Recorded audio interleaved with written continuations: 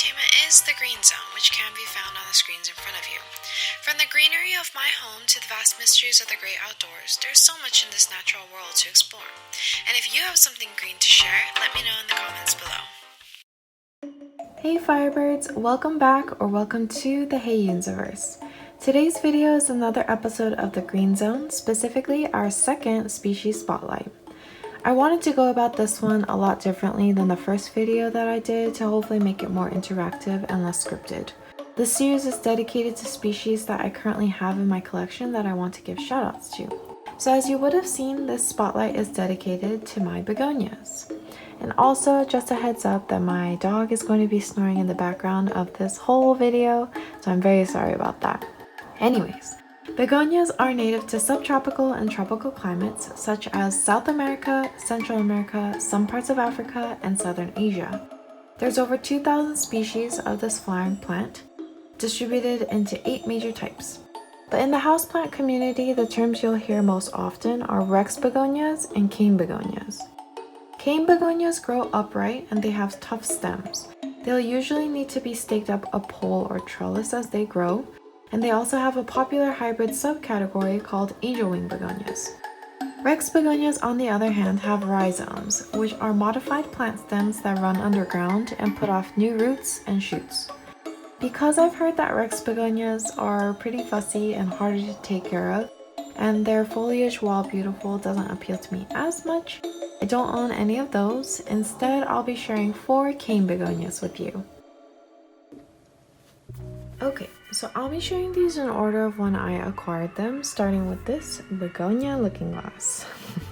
I'll have to put in a photo of what they actually look like because, as you can see, mine is currently regrowing. I bought this over a year ago and it was growing really well for a while, very tall, lots of leaves, and suddenly it stopped thriving. I think it was due to one missed watering and it just never fully bounced back after that. All of its new leaves were growing in very weird shapes, so I decided to chop it back and start over. And as you can see, it's only been about a month or 2 since I've done that, and it's already giving me new leaves on both the stems, so I'm really happy. And I have full confidence that she's gonna bounce back and be a beautiful plant again. Next, I have this Begonia Black Magic. But you can see the little hairs on the leaves here. So this can be confused with the Begonia Arabian Sunset. They are very similar looking. I'm not sure if they're different plants or not, but I'll be referring to mine as Black Magic since that's what I bought it as. Some people also think that this one is rhizomatous, meaning that it has rhizomes, but it's not something that I personally have noticed. Also, with this lighting, I'm not sure if you'll be able to tell, but normally the leaves are a pretty dark green and the back sides are red, bright red. Mine is on the lighter green side because I have them in bright light, but if I put it in lower light, definitely the leaves would darken up. It was pretty dark when I first got it and it's lightened up since I have been growing it in my care with the current lighting. Haven't had any complaints with it so far, unlike my poor Begonia Looking Glass, but I'm excited to see it grow even larger in the future. Third and fourth I got at the same time, but first, between the two, I'll be showing Begonia Pink Minx, not to be confused with Begonia Pink Mink. Why do they make the names so similar? I'm not sure. So this is actually my second try with this one. My first one I bought with my Begonia Looking Glass over a year ago, but unfortunately because of my inexperience with lighting, I have lost that one. So oftentimes plants are labeled as being able to handle lower light, and begonias were one of them based on what I had heard or what I had researched at the time. I had it in a low light spot, but it was clearly too low. I think our definitions of low light is really different from a plant's definition of low light. So since then, I've moved most of my plants that are in quote-unquote lower light conditions to a west-facing window, and it seems to be totally fine with them. Most of my plants in that space are thriving, including these begonias. As you can see, there's some dead flowers there. It was flowering when it first came in, but I'll need to get rid of those. Some new leaves coming in, probably not going to be as nice since it's still acclimating to my space. It really hasn't been that long since I've had this one, but hopefully it's a better run than the first time and it'll grow into a full lush plant. And last but definitely not least is Begonia Grey Feather.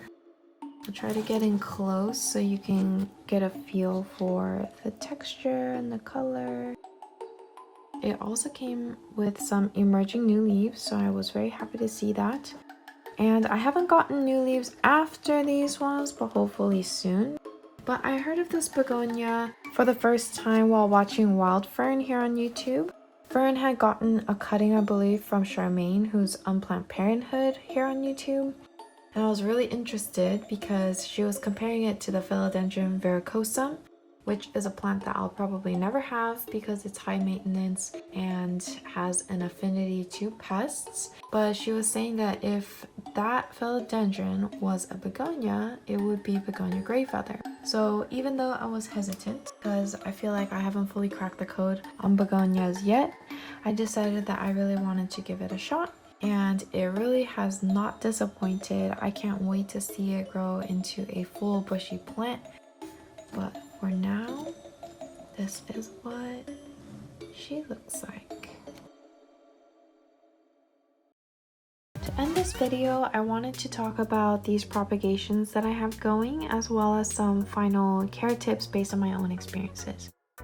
So most of these are Begonia Looking Glass props. So here's one here, and you can kind of see what the leaves look like normally, although this is still pretty juvenile. But I've got 4 right here stems, 1 Grey Feather, 1 Black Magic leaf cutting, and then a Pink Minx stem cutting here. All of these have rooted originally in water, which I'll show footage of. Except for this. This I had propped in soil and then moved to Leca. In terms of lighting, as I mentioned earlier, they do prefer bright light.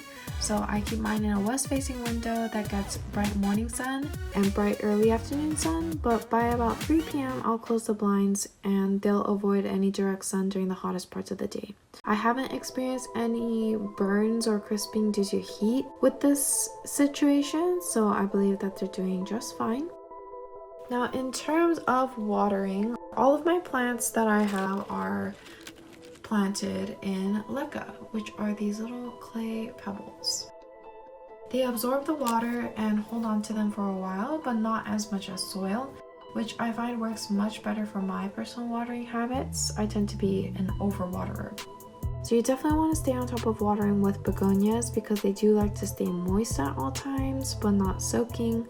It is a plant that requires a lot more attention than the average pothos or Monstera deliciosa, which might be more forgiving. So if that's something that you're up for, then I definitely recommend begonias. They're beautiful to look at, but if that's not quite where you're at, then I would definitely say to wait on them since they do require a lot more attention and diligence.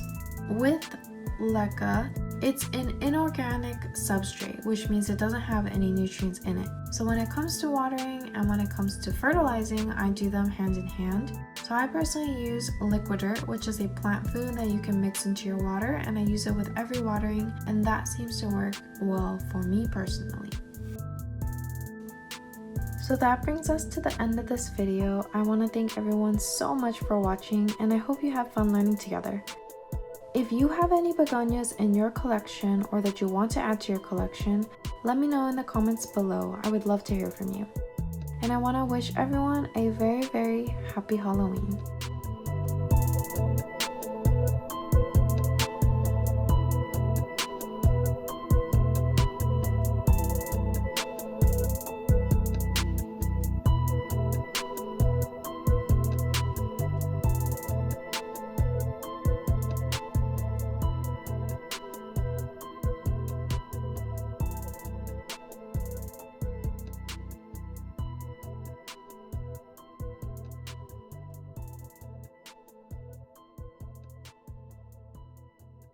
as we come in for a landing, Carnia and I hope you had